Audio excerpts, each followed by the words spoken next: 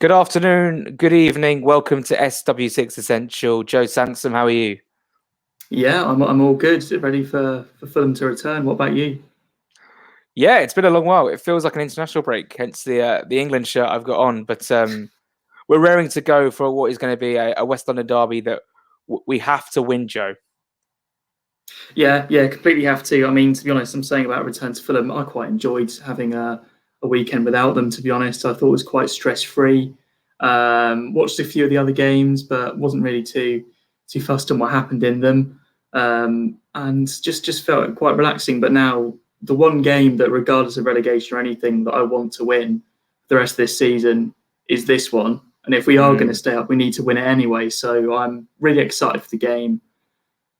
Can't stand it when my Chelsea mates give me stick when they inevitably get a result against us every time. The one this season, early in the season, really hurt because I thought we Yeah, we played played very well. well until the red card. So yeah, I'm excited for this one. I know you love playing Chelsea as well. I would say I love playing Chelsea. I love playing Chelsea if we were to get a result, but of course we haven't done that since 2007. I want to say 2007 we beat the Lewis Belmonte. Yeah, we got a few draws since 2006, then, but 2006. yeah. Yeah, a couple of good results. Anyway, today's title is Singing the Blues. A bit of a Chelsea pun. I tell you what, Joe, Fulham haven't been playing, but what a wonderful couple of weeks it's been of EFL action. Just so many permutations. Cheltenham got promoted last night. They'll be in League One. Cambridge, Watford are back in the Premier League. Norwich are back in the Premier League. And in League One, Hull City are back in the Championship. But Joe, let's focus on Fulham. We haven't spoke Fulham very much because, of course, last week was the Super League nonsense. So let's get back to it. I've just come fresh off watching this week's Fulham Fix with Scott Parker, Fulham manager, and I have to say, I mean, I'm fully Parker in, like regardless of relegation, whatever. Now I'm like Parker in, regardless of if we go down to League One next season as well. I mean, I don't know whether it is. I was just saying to you off before we started. He says all the right things you want to hear. His persona, he genuinely cares so much, and he's changed the mentality around at the club since 18-19. And he did say that last season there was very few high points because it was the pressure on getting Fulham back into the Premier League was immense. And I'm now thinking, as I was watching it, I wonder if that's going to be the same thing if we are in the Championship next season. Yeah, completely. I mean, it's harder for him because quite a few people were on his back last season, including me, because the expectation was, of course, we should be winning every game. We've got the best squad 9 out of 10 times. Maybe the only squads that challenged us last year were West Brom, Brentford and Leeds, really. And I think that that's going to be the case if we do go down this season. And if he is still in charge, which I imagine he will be, regardless of relegation, it's going to be similar. It's going to be an expectation where, unless there's an unbelievable overhaul of players where we lose the spine of our team, we know we're losing a few of them. The loan players, we'll probably lose Anguissa and a few of the players that we could sell for quite a lot of money. But players like Reed, Tosin, Mitrovic, if we were to lose these players, then I think it's a very different matter for Parker. But I don't think we would. And that means that the expectations would be for an automatic promotion finish, playoffs at the minimum. And one thing that you touched on there with the EFL, which we know has been brilliant entertainment this season, as it always is, even behind closed doors. Norwich and Watford straight back up. Bournemouth in the playoffs in fine form could be the third team, which means that they've all gone down and they've all gone straight back up. The gulf between the Premier League and the Championship is getting wider, in my opinion, every season, which not only makes it harder when you come up, in particular if you're the playoff team like we were, when you've got the, on paper, I suppose, the worst squad in the league on paper going into the season. We've got the least time to prepare for the season. And we've certainly seen that with how it affected our start. But one thing for sure that this shows is that as the gap's getting bigger, it's easier for teams to bounce straight back, even if they do lose a few players. Like, for example, Norwich lost Godfrey, a few others. Watford lost Stokore, Kapue, a few others. And it's just, even if we lose a few players, our squad will be the best on paper. And I suppose Scott Parker's right in what he says, that the expectations are so high that you can't even enjoy it when you win, because that's just the standard. And that's why the Premier exactly. League, when you do get a win, like if we were to beat Chelsea, I already know that it would feel miles better than any of our wins last season, other than the playoff final. And that was it. I mean, the whole season in the Championship was building up to that playoff campaign, because we knew from quite an early on. I mean, I still believe we could get the top 2, and then we fell off completely after the restart. That it's all going to be gunning on this playoffs. And Joe, I was listening to the Not the Top 20 podcast, and they were saying, and then an article came out about how, because Norwich and Watford have been automatically promoted, the parachute payments, they won't receive it, because obviously they're not going to be in the division next season. So it's going to be shared and split amongst the Premier League teams. And I'm guessing that was the same for us last season. Obviously, there's been no talk of parachute payments because obviously we're in the Premier League this season. Joe, hypothetically, I mean, Norwich are up, Watford are up, great. But if we would go down, we would not only have ourselves, West Brom, and Sheffield United, who at the moment on paper look like the 3 that might go down. You'd also have 3 of Brentford, Bournemouth, Swansea, and Barnsley in the Championship next season. And then the likes of Cardiff, who are completely rebuilding under Mick McCarthy. Middlesbrough, I'm sure, will be up there on with Neil Warnock, because they can really get a good squad together. Millwall will definitely be up there with Gary Rowett going for a second season there. I think it's second season in charge. And you've just got a lot of teams that can cause you issues. And we were talking in our group chat, and I don't really want to spend the whole episode talking about if we're in the Championship, but we were talking about we should get automatics, we could get automatics. And I'm thinking about it more and more, and I'm thinking about the challenge that lies ahead and how the squad may look come August. And I think that we will get top 6. I think definitely. I think we can and we should, but it's not going to be as easy, like we said last time as well. It's not going to be as easy as we're making out at the moment. No, the Championship is always a lot harder when you're actually there and you're playing these teams every week. It's easy to look at what Norwich have done over the course of the whole season, and also what Watford have done maybe just over the second half of the season, when they really sort of turned on the gas and pulled away from the chasing pack in the playoffs. It's easy to look at that and go, it's easy to get back up, but it's not. Because, to be quite honest, we've been rubbish this season at breaking down teams. We were quite rubbish at that for a lot of last season as well, and we've got the same manager and the same group of players going into next season, and that's what we're going to need to do again for 46 games, because we're not going to be the team sitting back trying to hit teams on the break. We're going to be one of the big guys in the league, one of the scalps that the smaller teams want to get, as we saw last year. And it's something that we're going to have to get better at, because this season, one of our weaknesses has been when we need a goal, breaking down teams. And so hopefully it doesn't come to this and we don't need to find out about the Championship again, because I don't want to be back down there. Championship, I think, is a great league to watch, and I like watching it as a neutral. I don't like it when I'm involved. I don't want Fulham to be involved. I want to be in the Premier League with the best teams, with the best players possible at Fulham. But I think quite simply, we need to get something, and me and you were talking about this, we need to get something now from every single game for the rest of this season to stay up. From Chelsea and United, whether that's a point or whether that's 3 points is another thing. I mean, I think it's quite feasible that we could win 4 games and draw 1 and stay up. But I mean, even that is a very, very tall order. But until it's impossible, I won't completely give up hope. But I've almost made myself resigned now to the Championship, and anything other than that would be a surprise. It's such a shame, because we were sitting here after the Liverpool game and we were so excited, beat Liverpool and we can really push on. And since then, we've only picked up 1 point, and that's really gutting. And even then, we should have won the game. If we'd have beaten Arsenal and got a point against Wolves, we'd be sitting here 4 points off Brighton and Hove Albion with 5 games to go, and we'd be really excited. We'd be thinking this is going to be a great run in, and whatever happens, happens. Now we're chasing, and it's going to have to be an 07-08 Great Escape sort of thing. Also, Stoke City, of course, they'll be trying to get back up to the Premier League. I mean, they've had a torrid time of it, and now Michael O'Neill's come in.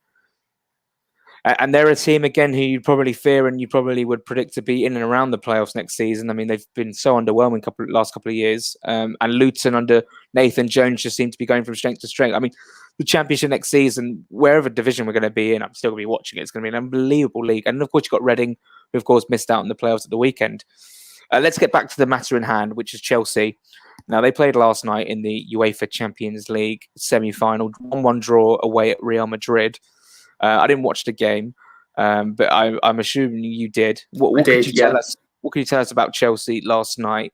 I've just watched the highlights back about an hour ago. Pulisic with the goal and Benzema with a wonderful equaliser. And from that, I couldn't really see there wasn't a massive gilt-edged chance after the 1-1 goal. I know Werner missed one at 0-0, of course. That's no shock.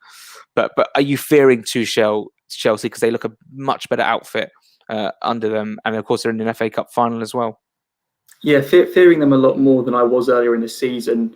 Not only the time we played them, but also under Lampard, I thought they were quite inept compared to what they should be as a top four chasing team, I suppose. Watched the game last night, and most of the action was in the first half. And for the first half an hour or so, Chelsea were really quite scary. Should have scored more than one, looked really good. Real Madrid sort of tried to play the same formation as them, 3 at the back with wing backs. Didn't really work. Chelsea looked like they had double the players for that first half an hour.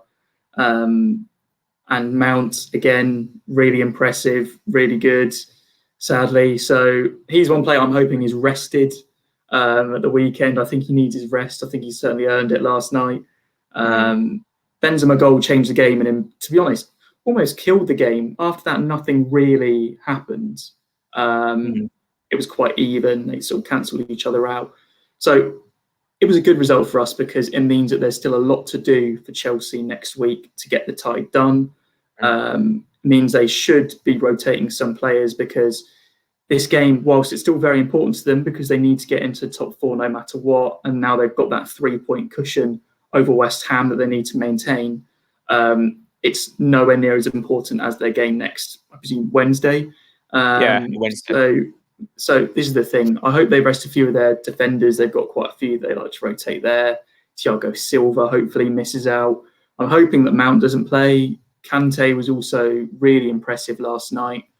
And when they have had Champions League games and then league games, I've noticed they've rotated the front line quite a lot. They thrashed Palace a couple of weeks ago and Havertz was playing false 9. So, well, he'll probably score, and I would say this, so touch wood, but I'd rather be facing Havertz up front than Werner, even though Werner's been missing gilt-edged chances. I'd 100% rather face Havertz or Tammy Abraham or someone like that. But yeah, I was impressed with Chelsea last night, which I don't enjoy saying because I really don't like Chelsea and I do not want them to get through in the Champions League. But I saw how they can cause us damage, and that was basically through very quick players, very quick attacking play, and pretty solid at the back. They don't concede many goals, West Brom aside, under Tuchel, and I think it's going to be another game similar to Arsenal where if we get a chance, we've got to take it to get something from this game. But the worrying thing about the Arsenal game, we spoke about it last week, was the how little chances we got in and around the box. I mean, we scored a penalty, and apart from that, the Maja shot that was kind of like deflected wide in the first half. That was really it in terms of the goalmouth action against Arsenal. So I really fear for us in terms of attacking outlet. I think we can probably shut them out defensively if we're really on our game. Joachim Andersen and Tosin Adarabioyo. Let's talk lineup then. I mean, this has been so long since we've talked about Fulham and how we can actually. I can't remember any of their names.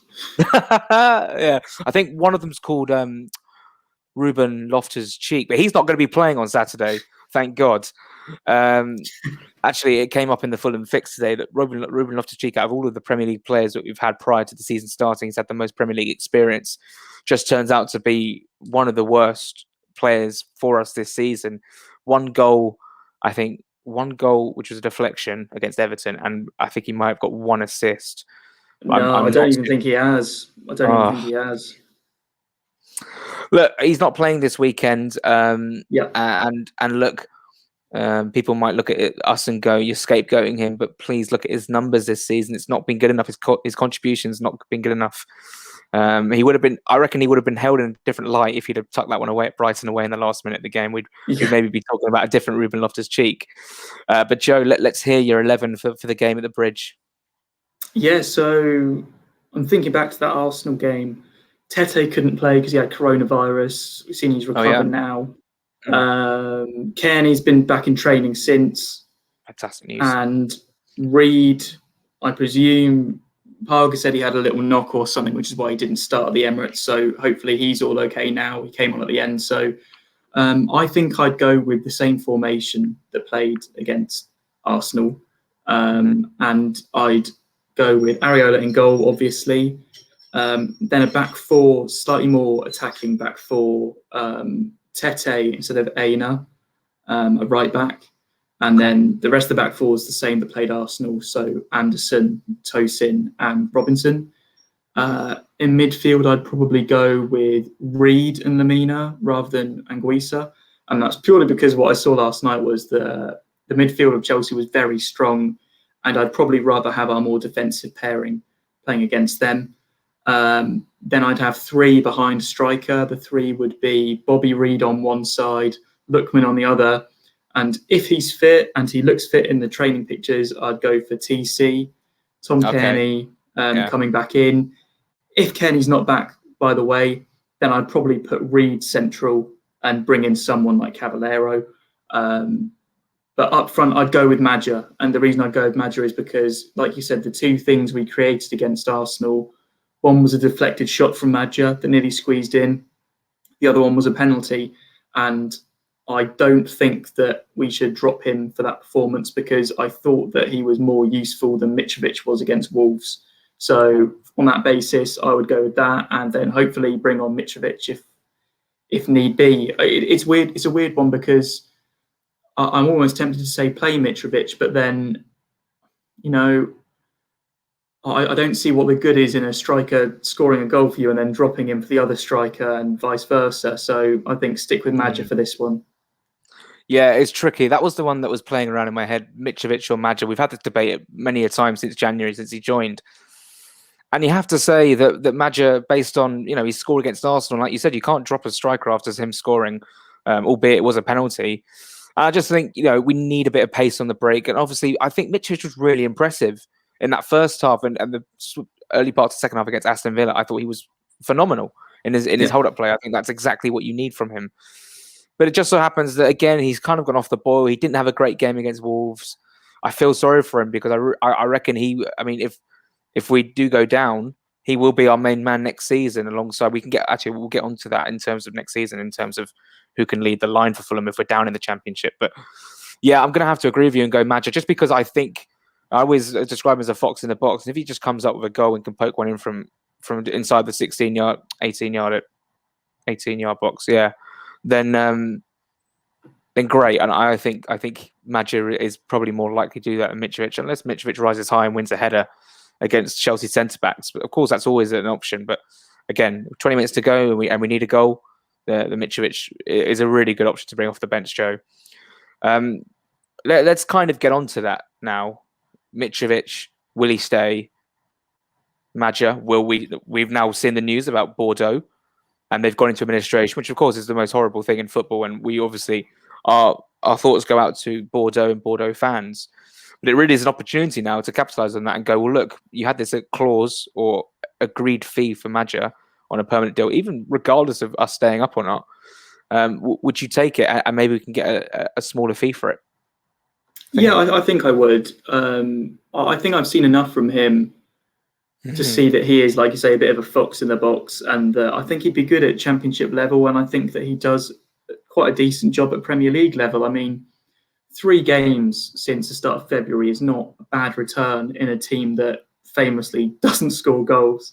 I know that one of them was a penalty, but he also had that great finish against Spurs. I know it didn't count, but that sort of finish, I really impressed me. So I would definitely take up the option on Madja. I'd of course try and get it cheaper. I'm sure Tony Khan will haggle it down and then celebrate madly as if he caused Bordeaux's administration, but no, he saved Bordeaux's administration. Yeah, there you go.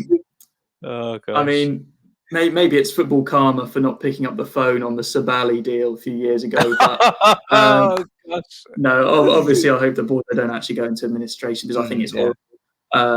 But yeah, I take up the option on Madja and Mitrovic. Now I don't know if he'll actually stay if we go down, because he stayed once.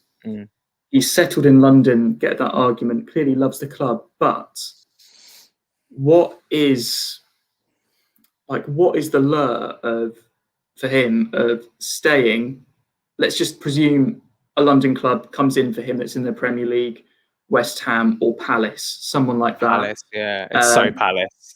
yeah, he does it like a sort of Palace guy. I think Roy Hodgson would really like a striker like that, almost like the Benteke mould, big, strong striker, good aerially.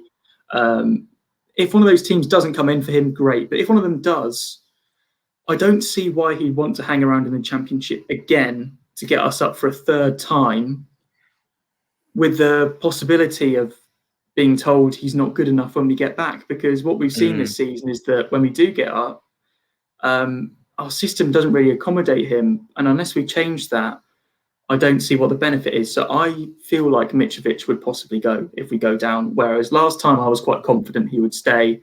This time I'm not so sure. And I still think that he could do a very good job in the Premier League in a system that suits him. So it saddens me to say that. But then again, I've just given you my team to play Chelsea, and I wouldn't start him.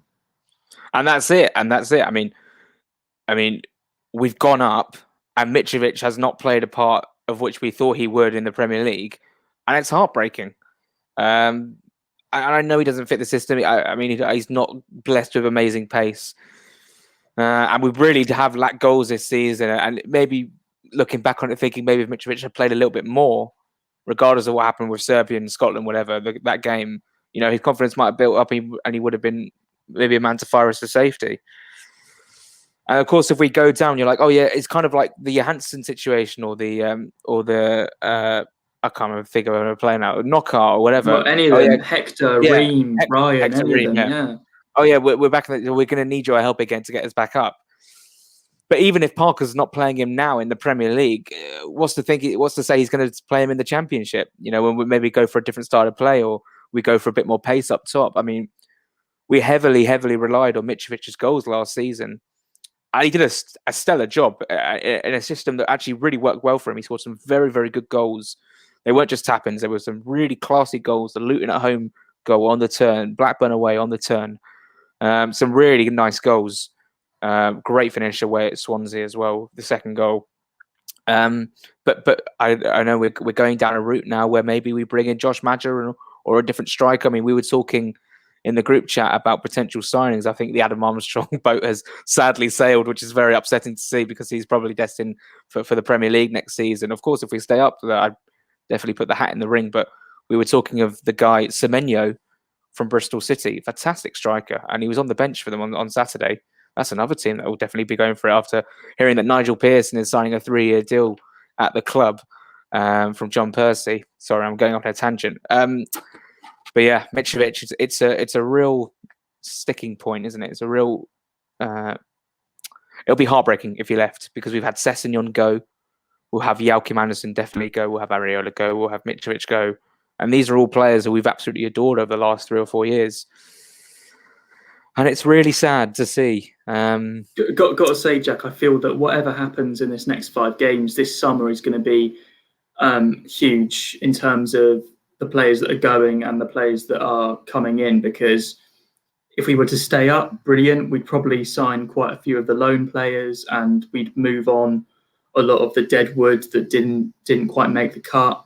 But equally, if we go down, I think that a lot of these players are now, it's very obvious that they're surplus to requirements. They know that even if we were to get our goal next season of coming straight back up, there's no benefit to them other than maybe a promotion bonus, because they're not going to play football, and footballers want to play. If you're Dennis Adoy or Tim Ream or Michael Hector, you're suddenly thrown back into the starting 11. Now Anderson's gone. Even if you're Rodak, put back in goal, knowing that when we go back up, we might re-sign a loanee that, no doubt about it, Areola is a complete class above Rodak currently. Rodak is a fantastic young goalkeeper, but Areola is just, in my opinion, a world-class goalkeeper already. And he's older, he's more experienced, he's in a World Cup winning squad, played for PSG and Real Madrid. And Rodak's an academy product that is brilliant. And what's the benefit of him unless he's reassured that he is going to be the number one if we go up? So I think this summer's huge. And I think that no matter what, this should be when we say goodbye to quite a few players, including, it hurts me to say, but including Stefan Johansson, who I really have loved in these last few years. I think he's a great midfielder, but I think it's time for him to go. I think it's time for Tim Ream to go, Adoy. Even you look at players like Joe Bryan and you think, now I personally wouldn't sell Bryan myself. No. But if you're the player, we've got Robinson at left back. When Robinson's not been available, we've played an on loan right back in Aina instead of Bryan. What message does that send? So I would like to see if any of these players are going to be involved next season. I would hope that over the next few games we see them take on more of a role. For example, I don't particularly want to see Loftus-Cheek in the Fulham shirt again this season. I don't think there's any benefit to it now at all. And that's not even I mean it. Like Kearney instead, Onoma instead, someone that's going to be here next year, to be honest with you, regardless of relegation. We're not going to re-sign Loftus-Cheek if we stay up. Well, at least I hope we wouldn't, because I'd hope that we have eyes, but Yeah, you're right. And wouldn't it be great if Tom Kearney came back into the team and we somehow survived and he played a massive part in it, scoring a couple of goals, getting a few assists? I mean, it'd be really nice, wouldn't it? Joe, I'm going to play devil's advocate here, which I don't usually do on SW6 Essential because we normally just go full pelt. We love Fulham. Is there an argument that if we implement youth into the team next season, and when you usually do that, a lot of people say it's a transitional season, do you think there's any part of us or the club that are thinking that next season could be championship solidarity and then we go again in the season afterwards? Or do you think it's just going to be straight aim back up? Because if we are going to implement this youth, I'm sure we have to. We surely have to because of the talent we've got. Then a lot of people will see that as, you're changing your team around. You're not going full pelt. You're putting youth in. You can have a balance of the two where you go full pelt and have youth, but sometimes you do have a little drawback. I mean, you look at the likes of Emerson Hydeman who came in. Of course, they were transitional seasons for Fulham because we were just in a really bad place. But you would like to think that it would be straight back up again in terms of aiming to get straight back up. But there is a part of me that's thinking I'm curious as to think whether we've got it in us. And obviously, from a financial point of view, I don't think we can afford that, Joe. Yeah, I get what you're saying, and I understand that argument. I just don't think that the way Fulham's run, that will cross their minds. I think it will simply be next season we have to get promoted. And what Parker wants to do in terms of bringing some youth into his team is up to him. But at the end of the day, I'm sure Parker will be told, get us back up. You can incorporate youth and have a very successful season. I think it's a balance. When we came down, as you said, 14-15 first season down, and it was basically Scott Parker, Ross McCormack, and then just every man and his dog from the academy just shoved in and just, just thrown in the deep end. So it can't be that, but you've seen from Norwich the way they've gone about their business, incorporating the best youngsters that they've got. In our case, Carvalho, Jasper, Thierry, all the best players that we've got at our disposal, and just getting them involved, because I really think that we haven't used our academy to our advantage over these last few seasons. The only player that's really made it from there recently is Rodak. So I'd love to see that. But in answer to your question, I feel like that the way that we're run, and I'm not saying that there's a right or wrong way to be run at the moment, but will be get back up, whatever it takes. And that's the answer I was hoping that you would say. And I do believe that. I was just curious because Yeah, sometimes you see it in football and sometimes fans just settle for it. And clubs will literally come out and say, this is going to be a transitional period for us. I mean, you had it with Arsenal, but this is different. Arsenal, when you sack a manager like Wenger and get like Emery, and it's a transitional, like they're not expecting to go for titles and Champions League and stuff. But I think I don't see that happening. I see us really going for it. And then it lies my next question. yeah. With saying that, do you splash it in the Championship? I know you can't really because of FFP, but what do you do? I mean, I'm sorry, but I don't think I could watch Cav in another Championship season. Like, he was good. He scored a couple of nice goals, Hull away and Charlton at home, and Huddersfield away was fantastic. I just think maybe we go and try and get a new winger in. And now I'm at a stage where I'm like, I can't believe we actually let go of Flor Ite, because I think this guy is so good. Flor Ite, Shoni Aluko, Tom Kearney, Lucas Piazon, and Chris Martin. Wonderful days. I know we didn't get promoted that season, but that season was really special, Joe. Yeah, that was the most fun season for sure. In answer to your question, I don't think we should splash the cash. Really, I think that what we need to do is we need to be more pragmatic Streetwise. in terms of Reed is, in my opinion, but Harrison Reed, that is the perfect example. And Tosin, actually, in that their Premier League quality, but equally, I think we can hang on to them when we go down. And it's players like that we need to recruit, that if we made the step up, we don't need to replace them. Because that's the mistake we've made quite a lot. We bought all these players, we brought them in. When we actually get up, obviously they're good enough for the Championship. They're very good players in the Championship, but they're not quite good enough for that next level. We thought Hector was going to be perfect for the Premier League. And what would he have done over a 38-game season? We're not sure, but the signs weren't good. So No. We need to hope that we can recruit better in the market in terms of long-term planning, because this current method of rejigging the whole squad every summer is not working. You look at Crystal Palace, and to be honest, a lot of their squad, maybe other than some of the forward players, maybe other than Guaita in goal, they wouldn't look out of place in the Championship team. They would 100% be good players in the Championship, but they wouldn't look out of place. They do a job in the Premier League, and they've got a few match winners. And this season, we've got a few Prem quality players, a few very, very, very good players like Areola and Anderson, Tosin, Kenny Tete as well. And then we haven't got the match winners. We haven't got the players that can. We've got match winners in the Championship like Mitrovic that can win a game on their own, Cavallero, Bobby Reed even. But when they get to the Premier League, it's a different kettle of fish. These players can't do it on their own. Newcastle have got completely out of trouble now, it seems like, because they've got match winners. They've got St. Maximan and Wilson and Willock on loan. And those three players alone seem to have basically saved them this season. Yeah, I mean, Willock has been a revelation for them. And that is it. I mean, they came on and made a difference off the bench, won games for them. And we just don't have any players like that, I don't think. Lookman is the only one that springs to mind. But again, he can't carry the team on his own.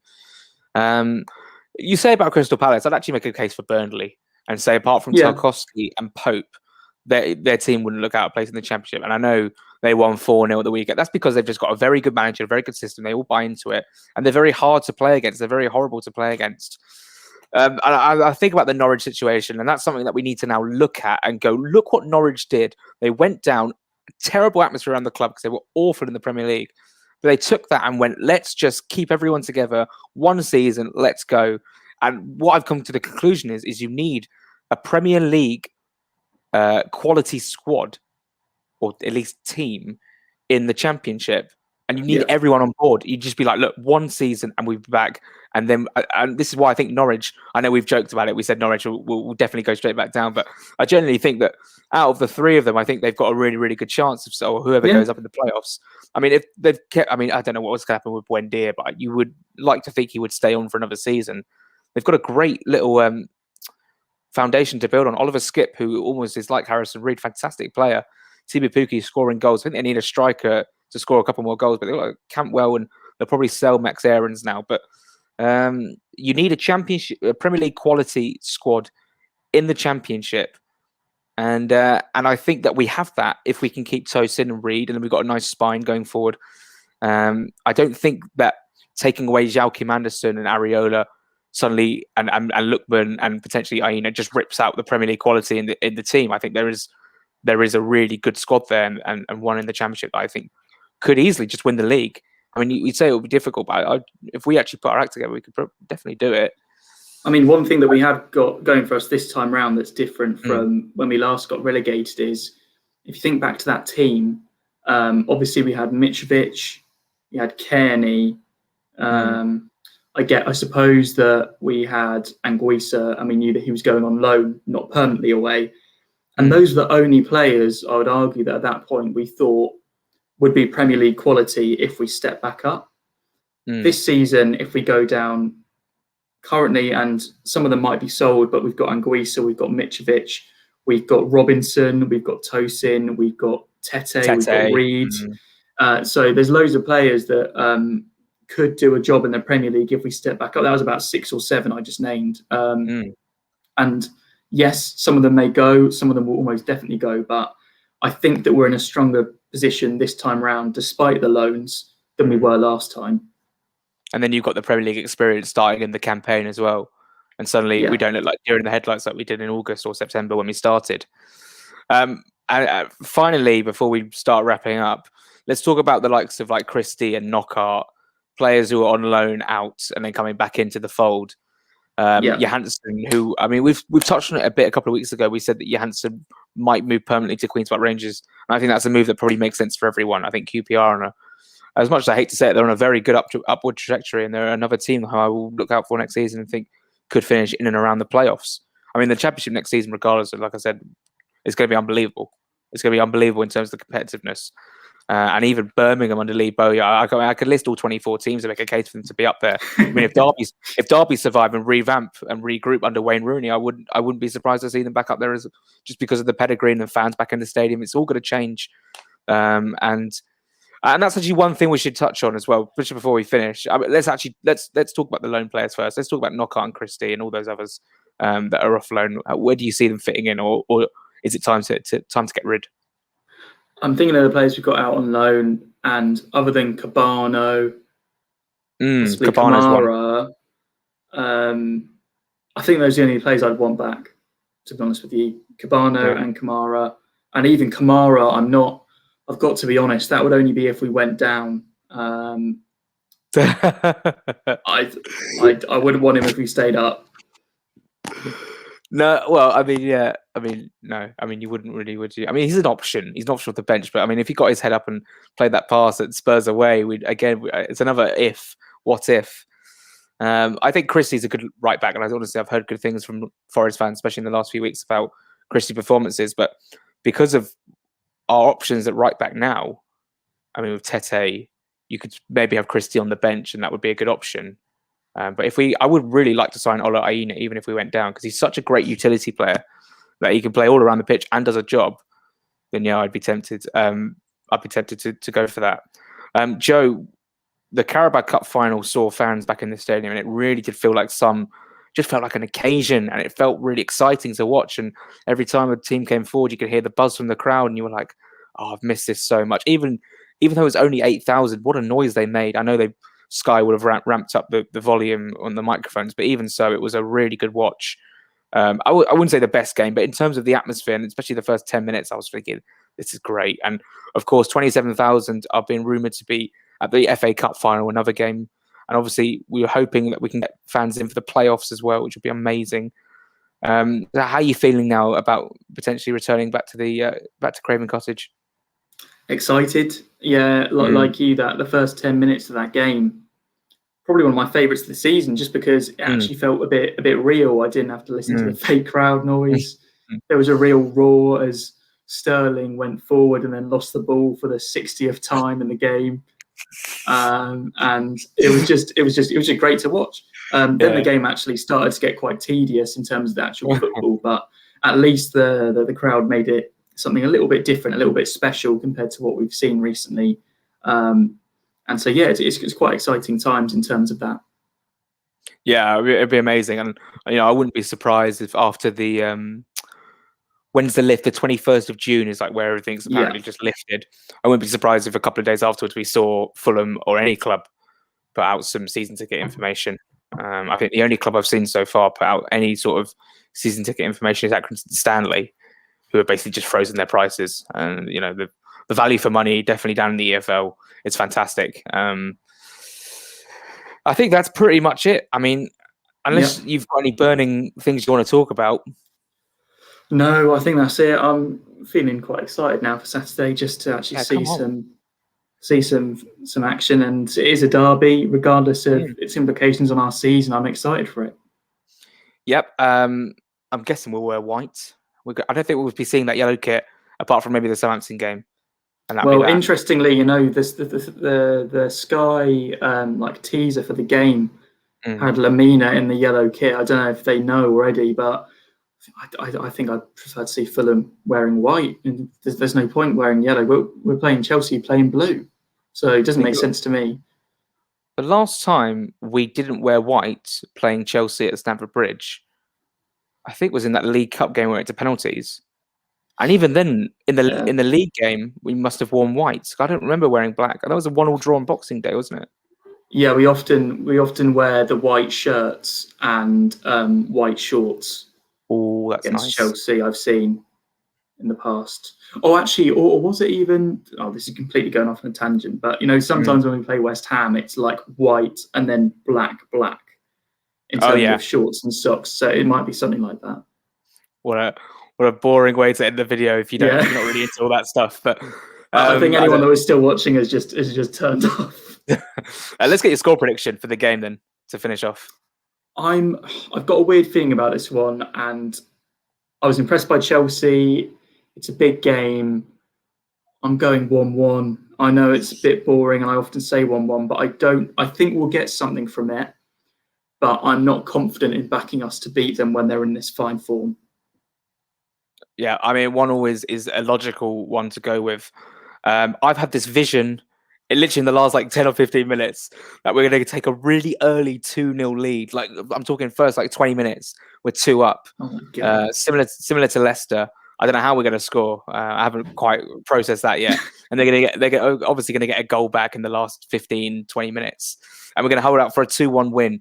I'm sorry, but we have to back. I'm going to have to back Fulham to win every game for the rest of the season because I want to survive and I want to be in the Premier League next season. I want Joachim Andersen to captain us. Or, of course, we could talk about the captaincy once TC is back. But, of course, the ideal one would be 1-0, toss in 88th minute winner. Yeah, that's the one that we're looking at. He will do it at some point. Yeah. Even if it's next season. Joe Sansom, I'll tell you what, it's been a real pleasure. Pleasure. Loved it, Jack. And we're really looking forward to Saturday now. I mean, let's just really make a fist of it. And after watching Fulham fix and talking to you, I'm feeling really good about Fulham at the moment. Oh, happy days. I hope it stays like that after Saturday at about 7:15. Yeah, I saw your tweet earlier. Yeah. And then, of course, we go into the Southampton game. Was it Burnley next? I can't remember. Burnley, yeah. That's on the Monday night. We'll be on MNF. Thanks very much for watching. Let's get it ready. So here we go. Joe Sanson, thanks very much for being here. Yeah, thanks, Jack. Cheers, guys. What a fun video this was. And we'll see you next week.